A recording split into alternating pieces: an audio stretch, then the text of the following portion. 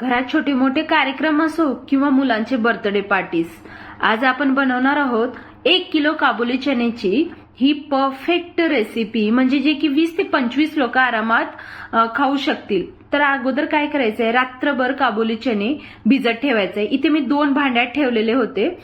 तुमच्याकडे मोठा एक भांडा असेल तर तुम्ही ठेवू शकता, आणि कुकर सुद्धा मी इथे 2 वापरलेले. तुमच्याकडे मोठा एक कुकर असेल तर तुम्ही एक कुकरमध्ये हे शिजून घेऊ शकता. तर मी ते एक भांड्यातलं एका कुकरमध्ये घातलेलं आहे, आणि फक्त छोल्याच्या थोडंसं वरी पाणी ठेवायचं आहे आणि मीठ घालायचं आणि मिक्स करून ह्याचं कुकरचं ढक्कन लावायचं. आता मी दुसऱ्या कुकरमध्ये सुद्धा दुसऱ्या भांड्यातले म्हणजे आणखी उरलेले छोले घालून घेते, आणि त्याचप्रमाणे अगोदर जसं पाणी आणि मीठ घातलेलं आहे त्याप्रमाणे आपल्याला घालायचं आहे. आता आपल्याला ह्याचे 4 शिट्या काढून घ्यायचे आहेत. आता तुमचं कुकर कसं आहे त्यावर डिपेंड आहे. माझ्या कुकरला तर 4 शिट्यामध्ये छान असं तुम्ही बघू शकता मऊसूत असे छोले शिजलेले आहेत. दोन्हीही कुकरमध्ये 4-4 शिट्या, आणि मला वाटतं की कोणत्याही कुकरला 4 शिट्यामध्ये छान असे छोले शिजतील. आता काय करायचं आहे, 1 किलो छोले होते म्हणून मी इथं मोठं कढई किंवा असं मोठं भांडं घ्यायचं आणि 1 कप तेल घातलेलं आहे. आता ह्याच्यामध्ये काही खडे मसाले जसं की दालचिनी, तेजपत्ता आणि लवंग घेतलेले. आणखी काही खडे मसाले असल्याने तुम्ही घेऊ शकता. आता तेलामध्ये घालायचं ते अगोदर. नंतर इथे मी 4 असे मीडियम साईजचे कांदा बारीक असं चॉपर मधून चॉप करून घेतलाय, किंवा तुम्ही असं बारीक चिरून घेऊ शकता. त्याचबरोबर इथे फ्रेश अद्रक आणि लसणाचं पेस्ट मी वाटून घेतलेलं आहे ओबडधोबड. ते एक साधारण 2 ते 3 चमचे असतील. त्यानंतर मी मधोमध हिरव्या मिरच्या चिरून घेतलेल्या आहेत. 7 ते 8 हिरव्या मिरच्या आहेत. तुम्ही जसं तिखटाचं काय तुम्ही जितकं म्हणजे तिखट वापरता किंवा कमी जास्त असं तुम्ही करू शकता.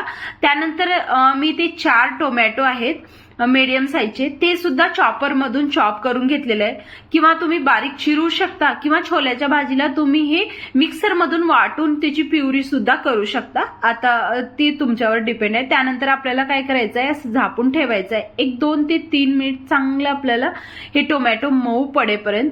आता काही मसाले जे की बेसिक्स आपण प्रत्येक भाजीमध्ये वापरतो. आता इथे काय बघा, लाल मिरची पावडर आहे 4 चमचे, त्यानंतर धनिया पावडर 2 चमचे, हळदी पावडर 2 चमचे, जिरा पावडर 2 चमचे, आणि इथे मी गरम मसाला सुद्धा 2 चमचे घेतलेला आहे.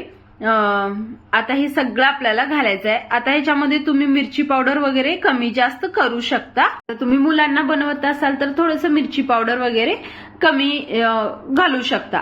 त्याचबरोबर आता हे आपल्याला चांगलं तेल सुटेपर्यंत ठेवायचं. त्यानंतर इकडे ना मिक्सरच्या भांड्यामध्ये जे शिजून घेतलेले चणे होते 2 पळी घेतलेले आहेत, आणि आपल्याला मिक्सरमधून बारीक असं अशा प्रकारे वाटून घ्यायचं आहे, जेणेकरून ना आपल्या भाजीला छान अशी ग्रेव्ही, नाहीतर पाणी एकीकड छोले एकीकड असं होऊ नये. त्यामुळे छान असं आपल्याला हे मिक्सर मधून वाटून घेतलं की मग छान अशी ग्रेव्ही येते. ते सुद्धा चांगलं आपल्याला ह्या मसाल्यामध्ये मिक्स करून घ्यायचं आहे. 1-2 मिनिट चांगलं मिक्स करून झालं की मग आपल्याला ह्याच्यावर झाकण लावून ठेवायचं आहे. 1-2 मिनिट आपल्याला तेल सुटेपर्यंत झाकण लावून ठेवलं की मग तुम्ही बघू शकता झाकण उघडल्यानंतर मस्त असे मसाले सुद्धा, टोमॅटो, कांदा काहीच तुम्हाला दिसणार नाही, असं चांगलं स्मॅश झालेलं आहे.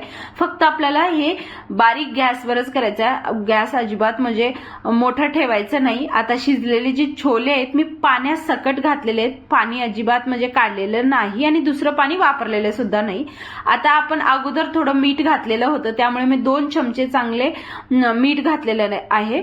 अगोदर आपण जे छोले शिजताना घातलेलं होतं दोन्ही कुकरमध्ये. त्यानंतर आता मस्त असे छोले 7 ते 8 मिनिट शिजून द्यायचं आहे झाकण लावून. तुम्ही बघू शकता किती मस्त झालेले आहेत.